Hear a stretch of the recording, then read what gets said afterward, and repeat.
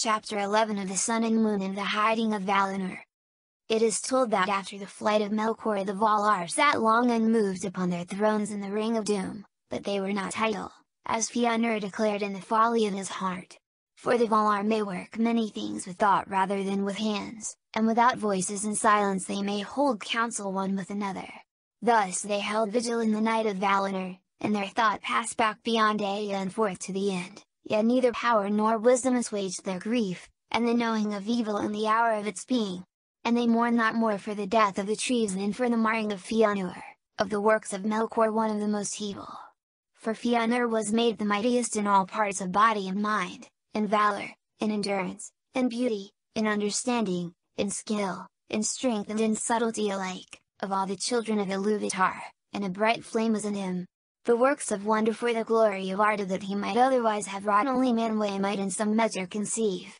And it was told by the Vanir who held vigil with the Valar that when the messengers declared to Manwë the answers of Fëanor to his heralds, Manwë whipped and bowed his head. But at that last word of Fëanor, that at the least the Noldor should do deeds to live in song forever, he raised his head, as one that hears a voice far off, and he said, "So shall it be? Dear bought those songs shall be accounted, and yet shall be well bought. For the price could be no other. Thus even as Uru spoke to us shall beauty not before conceived be brought into Ea, and evil yet be good to have been. But Mandos said, and yet remain evil. To me shall Fëanor come soon." But when at last the Valar learned that the Noldor had indeed passed out of Emon and were come back into Middle-earth, they arose and began to set forth in deeds those counsels which they had taken in thought for the redress of the evils of Melkor.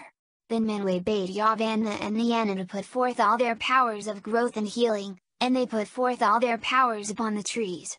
But the tears of Nianna availed not to heal their mortal wounds, and for a long while Yavanna sang alone in the shadows. Yet even as hope failed and her song faltered, Telperion bore at last upon a leafless bough one great flower of silver, and Lorelei a single fruit of gold. These Yavanna took, and then the trees died, and their lifeless stems stand yet in Valinor, a memorial of vanished joy. But the flower and the fruit Yavanna gave to Ale, and Manwë hallowed them, and Ale and his people made vessels to hold them and preserve their radiance, as is said in the Silmarillion, the Song of the Sun and Moon. These vessels the Valar gave to Varda, that they might become lamps of heaven, outshining the ancient stars, being nearer to Arda, and she gave them power to traverse the lower regions of Ilmen, and set them to voyage upon appointed courses above the girdle of the earth from the west unto the east and to return. These things the Valar did, recalling in their twilight the darkness of the lands of Arda, and they resolved now to illumine Middle-earth and with light to hinder the deeds of Melkor. For they remembered the Avari that remained by the waters of their awakening, and they did not utterly forsake the Noldor in exile, and Manwë knew also that the hour of the coming of men was drawn nigh. And it is said indeed that, even as the Valar made war upon Melkor for the sake of the Quindi, so now for that time they forbore for the sake of the Eldar, the aftercomers, the younger children of Iluvatar. For so grievous had been the hurts of Middle-earth in the war upon Utumno that the Valar feared lest even worse should now befall, whereas the Eldar should be mortal, and weaker than the Quindi to withstand fear and tumult. Moreover it was not revealed to Manwë where the beginning of men should be, north, south, or east. Therefore the Valar sent forth light, but made strong the land of their dwelling. Isle-the-Sheen the Vanir of old named the moon, flower of Telperion and Valinor, and Danar the fire golden, fruit of Lorelei, they named the sun. But the Noldor named them also Rana, the wayward, and Vaisla, the heart of fire, that awakens and consumes, for the sun was set as a sign for the awakening of men and the waning of the elves, but the moon cherishes their memory. The maiden whom the Valar chose from among the Maiar to guide the vessel of the sun was named Arion, and he that steered the island of the moon was Tilion. In the days of the trees Arion had tended the golden flowers in the gardens of Vanna, and watered them with the bright dews of Lorelei, but Tilion was a hunter of the company of Orome, and he had a silver bow. He was a lover of silver, and when he would rest he forsook the woods of Orome, and going into Lorien he lay and dreamed by the pools of Estay, in Telperion's flickering beams, and he begged to be given the task of tending forever the last flower of silver. Arion the maiden was mightier than he, and she was chosen because she had not feared the heats of Lorelei, and was unhurt by them, being from the beginning a spirit of fire, whom Melkor had not deceived nor drawn to his service. Too bright were the eyes of Arion for even the Eldar to look on, and leaving Valinor she forsook the form and raiment which like the Valar she had worn there, and she was as a naked flame, terrible in the fullness of her splendor. Isa was first wrought and made ready, and first rose into the realm of the stars, and was the elder of the new lights, as was Telperion of the trees. Then for a while the world had moonlight, and many things stirred and woke that had waited long in the sleep of Yavanna. The servants of Morgoth were filled with amazement, but the elves of the outer lands looked up in delight, and even as the moon rose above the darkness in the west, Thingolfin let blow his silver trumpets and began his march into Middle-earth, and the shadows of his host went long and black before them. Tilion had traversed the heavens 7 times, and thus was in the furthest east, when the vessel of Arion was made ready. Then Aenir arose in glory, and the first dawn of the sun was like a great fire upon the towers of the Pelori. The clouds of Middle-earth were kindled, and there was heard the sound of many waterfalls. Then indeed Morgoth was dismayed, and he descended into the uttermost depths of Angband, and withdrew his servants, sending forth great reek and dark cloud to hide his land from the light of the day-star. Now Varda purposed that the 2 vessels should journey in Omen and ever be aloft, but not together. Each should pass from Valinor into the east and return, the one issuing from the west as the other turned from the east. Thus the first of the new days were reckoned after the manner of the trees, from the mingling of the lights when Arion and Tilion passed in their courses, above the middle of the earth. But Tilion was wayward and uncertain in speed, and held not to his appointed path, and he sought to come near to Arion, being drawn by her splendor, though the flame of Aenir scorched him, and the island of the moon was darkened. Because of the waywardness of Tilion, therefore, and yet more because of the prayers of Lorien and Este, who said that sleep and rest had been banished from the earth, and the stars were hidden, Varda changed her counsel, and allowed a time wherein the world should still have shadow and half-light. Aenir rested therefore a while in Valinor, lying upon the cool bosom of the outer sea, and evening, the time of the descent and resting of the sun, was the hour of greatest light and joy in Aemon. But soon the sun was drawn down by the servants of Ulmo, and went in haste under the earth, and so came unseen to the east and there mounted the heaven again, lest night be over long and evil walk under the moon. But by Aenir the waters of the outer sea were made hot and glowed with colored fire, and Valinor had light for a while after the passing of Arion.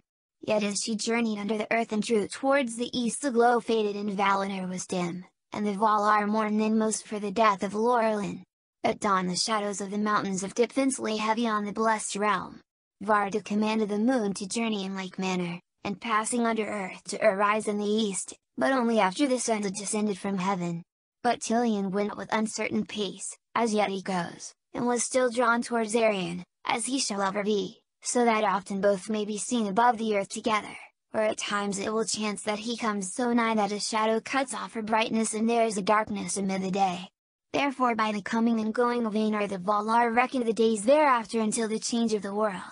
For Tilion tolerated seldom in Valinor, but more often would pass swiftly over the western land, over Avethar, or Aman, or Valinor, and plunge in the chasm beyond the outer sea, pursuing his way alone amid the grass and caverns at the roots of Arda.